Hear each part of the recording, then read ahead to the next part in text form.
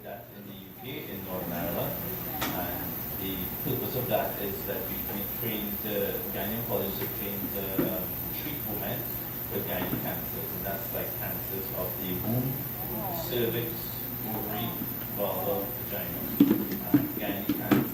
Gynecologists, we don't really deal with breast cancer, that's more the general surgeons. And part of my training involved doing something called keyhole surgery or laparoscopic surgery. So during my training, we would remove women's womb for cancer of the womb or cancer of the cervix using keyhole surgery. So you just have 3 little cuts in the tummy and you get your surgery that way rather than a big cut in the tummy. We do cancer surgeries that way as well. So I'm going to get started. Now I currently work at San Fernando General Hospital as well as Gulf Medical.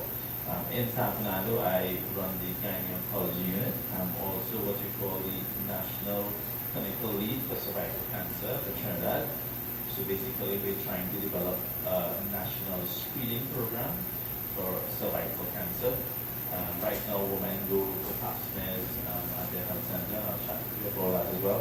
But we want to make it a more formal program where everyone gets it, because right now, only about 30–40% of the population gets screened, and we want to make that about 80–90%, because it's the only preventable cancer. Also, with the clinical lead for cervical cancer, we have developed what you call a Caribbean guideline for managing cervical cancer.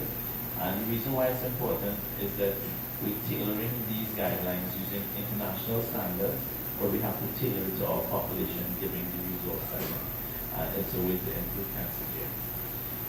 So basically, I'm just going to talk about the different gynae cancers, how these things would present, and what you women can look out for, and what kind of treatment you can expect, and just general information on the treatment as well.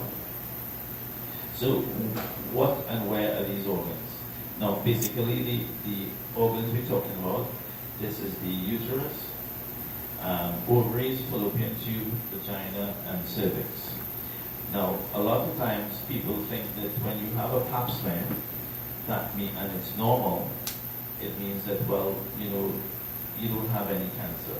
But that just means that you don't have a cancer of the cervix, which is this little part here. That tells us nothing about the uterus, tells us nothing about the ovary.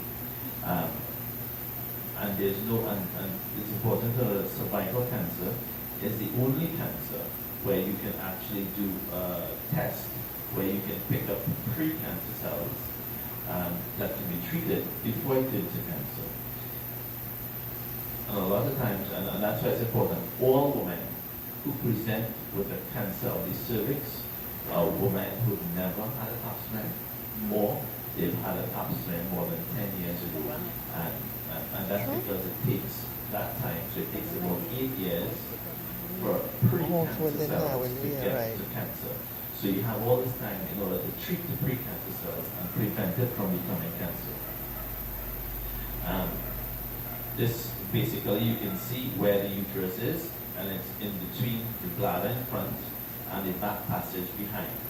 And why it's important is that women may sometimes not just present with abnormal bleeding or abnormal discharge, they can present with other symptoms, like issues with the back passage or issues with the bladder. And frequently you see women with fibroids. They can have a mass here, a fibroid on the uterus, or even an enlarged uterus. And because that's there, they have problems with urine. And what I mean by that is they can't hold up the urine. As the bladder gets filled, it gets enlarged and it touches this uterus and it presses on it and you have to pass urine. So it's important to know that these are symptoms that you can present with, and it's not just related to the uterus or cervix. So why is gynae cancer important? Well, looking at the incidence, breast cancer is number 1, and this is from Caribbean and Trinidad statistics.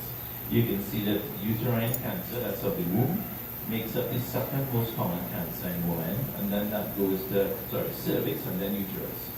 So imagine in our setting in the Caribbean, we have one of the highest incidences that's comparable to countries like third world countries.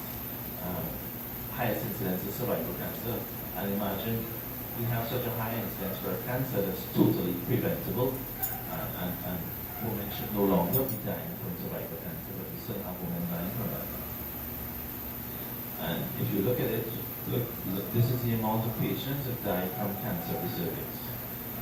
These are the amount of patients that die from breast cancer as well. And you can see that cancer of the uterus is down here, and then ovary. And remember, these statistics, it may be higher than this because in countries such as ours, we don't have such a good reporting system as the US, Canada, the UK, these first world countries, Australia as well. Now, if you look at the incidence of survival, now all you have to look at is these pictures. When you look at this dark red circle in between as compared to the light red, what this means is that people with ovarian cancer, more women die from ovarian cancer than any other cancer. So the dark red is the amount of women dying compared to the amount of women that have it.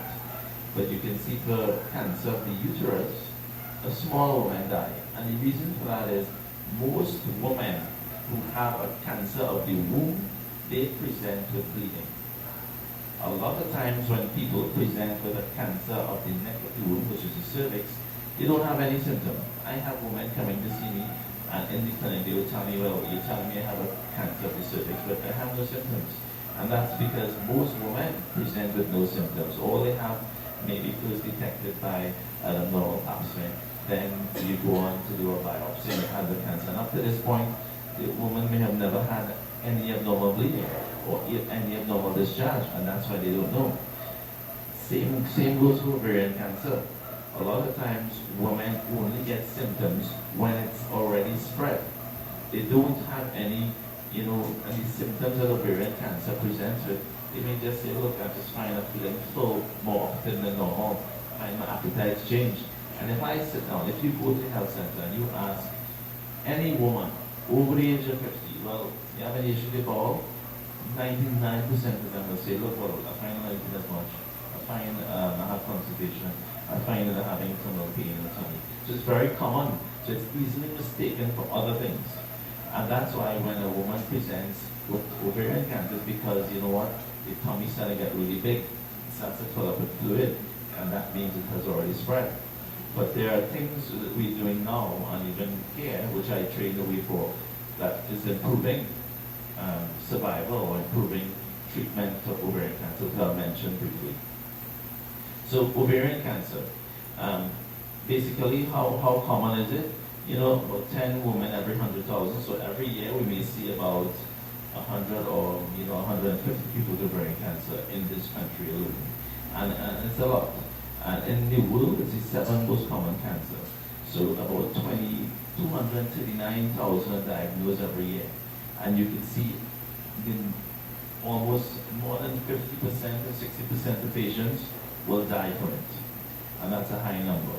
So the ideal setting, we're working in a world where hopefully one day we'll be able to prevent it by finding out the gene that causes it and be able to treat that before a woman gets infected.